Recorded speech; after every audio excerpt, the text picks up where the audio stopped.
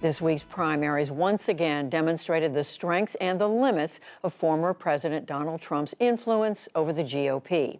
To discuss that and much more, we turn to the analysis of Brooks and Marcus. That's New York Times columnist David Brooks and Ruth Marcus, deputy editorial page editor for The Washington Post.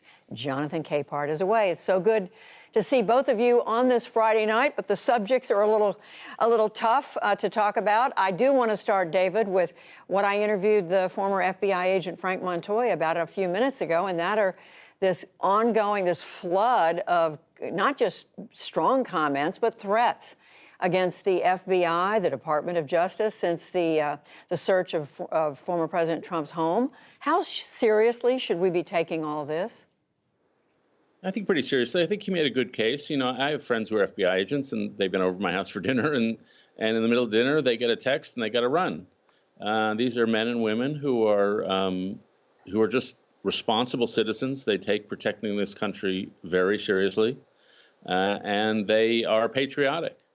And I think in the case of Donald Trump, it's a bit of projection that the assumption that nobody's on the level, that nobody's disinterestedly serving the country, is maybe a Trump mentality, but it's not the mentality of a lot of people who work for the federal government. It's not the mentality of most people who work in the FBI. They are disinterested. They want to protect the country. They want to be public servants. They're not particularly political. And so to portray them as some sort of partisan witch hunt is just a distortion of reality, and then it becomes dangerous when it turns into incitement. Ruth, how dangerous is this? I mean, the language is, I was reading some of it a moment ago, sharing it with the audience. Some of it is truly over the top.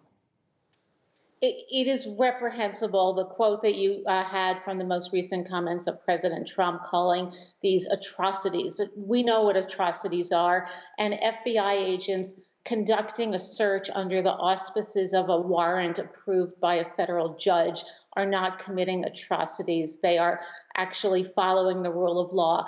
And if there's any party that should recognize this and leap to the FBI's defense, the defense of law enforcement generally, it's the Republican Party, which has been beating its chest about Democrats being soft on crime and clamoring supposedly for defunding the police. The FBI are the folks who have been working diligently before and after 9/11 to keep us safe from foreign terrorists. The notion that they have somehow been transformed by this or other acts into the enemy that's being targeted by Donald Trump is just, it's beyond the normal gaslighting that we're used to. And it's a slur on people who, as David said, really put their lives on the line, devote their careers, upend their family lives to help all of us.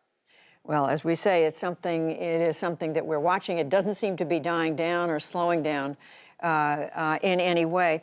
I do want to bring us tonight to the primaries this week. David, Liz Cheney, there were so much focus on her contest for re-election representing the state of Wyoming in the Congress. She lost by 40 points.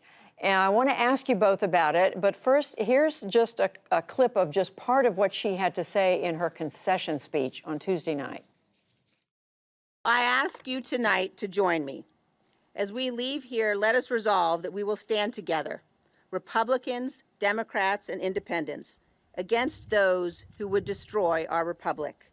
They are angry and they are determined, but they have not seen anything like the power of Americans united in defense of our Constitution and committed to the cause of freedom.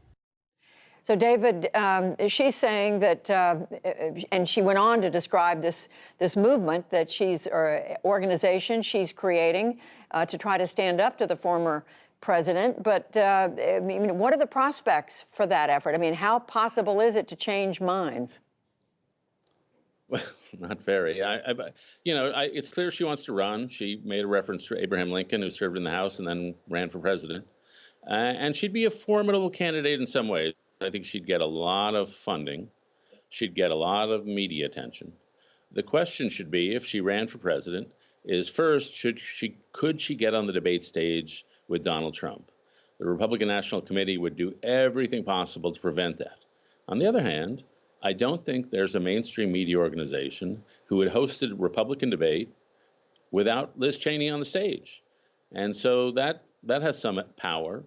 And I assume every non-Trump candidate wants her on the stage. So if she got on the stage, it would have power, at least in the national conversation.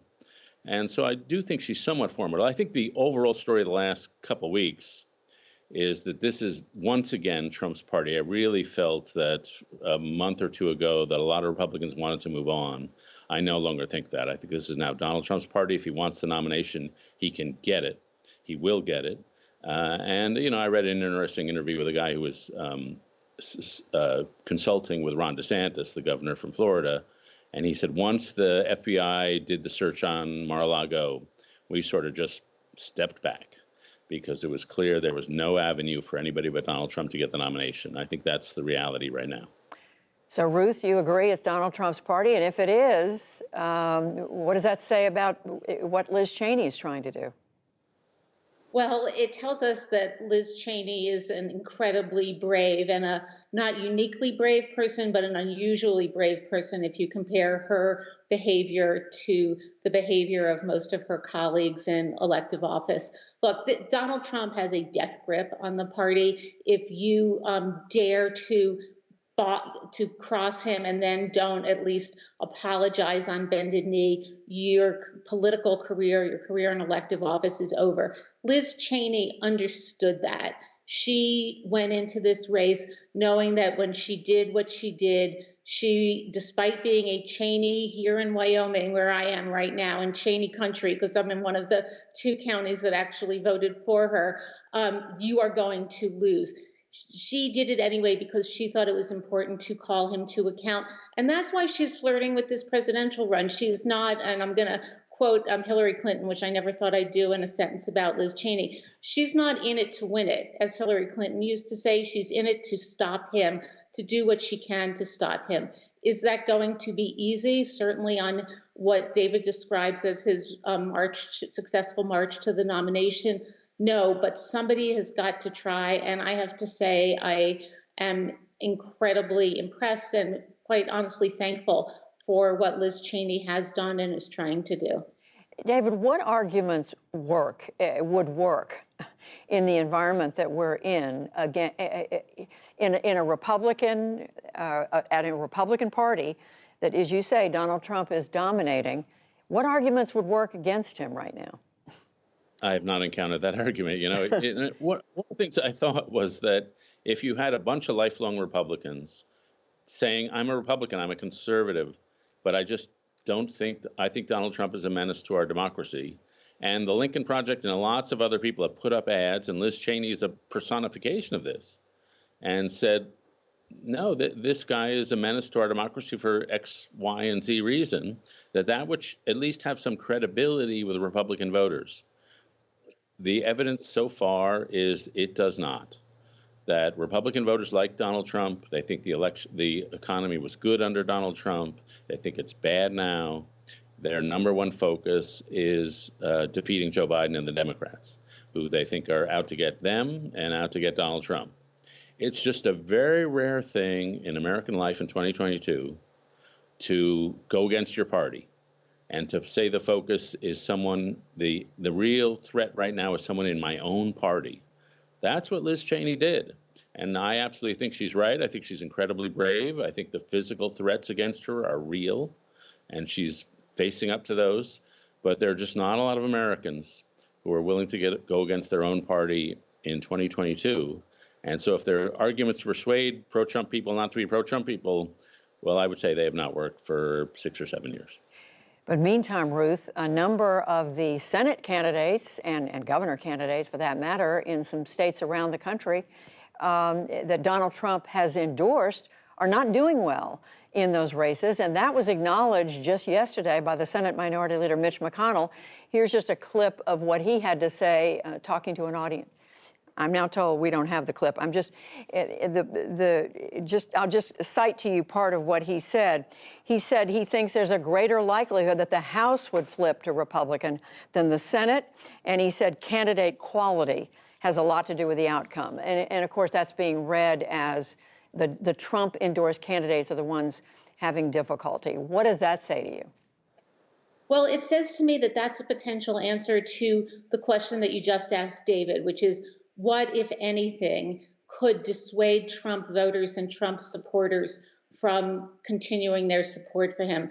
And the only answer I can come up with is this: to have leaders of the party, if they are willing and have the fortitude to do that, to come forward and say in more precise and straightforward language than Mitch McConnell has been willing to, this guy is taking us down. For the second cycle in a row, this guy, the former guy, is going to deny us, or after the election has denied us, control of the Senate. This guy is going to imperil our ability to take back the White House. There are other people who embody the beliefs that, and personality traits even, that you found so compelling in Donald Trump, but you could have Trump without the baggage. And that is, I'm grasping at straws here, but that's the argument I would make. I think that I took Senator McConnell's words and his political analysis to be a kind of Mitch McConnell's version of a hair on fire moment, that Mitch McConnell, more than anything else, wants to be Majority Leader McConnell again. He thought he was going to get that last time. He didn't, largely because of Donald Trump and Donald Trump's insistence on making trouble for candidates, especially in Georgia. And he's looking at it slipping away from his grasp again. It very well could. That can fairly be tied to Trumpist and Trump-backed candidates. Republicans have been able to do this successfully in getting some of the crazier, more extreme candidates off the ballot, and but they're risking the potential to seize control of the Senate now. So, and David, what does it say to you that some of these Trump-endorsed candidates, could cost the Republicans majority? Yeah, I see it a little slightly differently. Mitch McConnell's absolutely right. Candidate quality really matters in a Senate race. And Herschel Walker in Georgia, Dr. Oz in Pennsylvania, J.D. Vance in Ohio, they're way underperforming. But I don't think this reflects on Donald Trump. The king clown somehow makes himself electable. The junior clowns have trouble. And so the people who are pretending to be Trumpists are somehow less persuasive. I don't think this is a sign that we should think that Trumpism is not super powerful. I think it is. It's just some of the juniors, the minor league clowns, who are just not running up to speed. And I do think those races are really in trouble. And as a result, Mitch McConnell's absolutely right. The Democrats are much more likely to retain the Senate. All right, I'm keeping all those images in my head tonight and for the weekend. David Brooks, Ruth Marcus, we thank you both. Thank you, Judy. Thanks.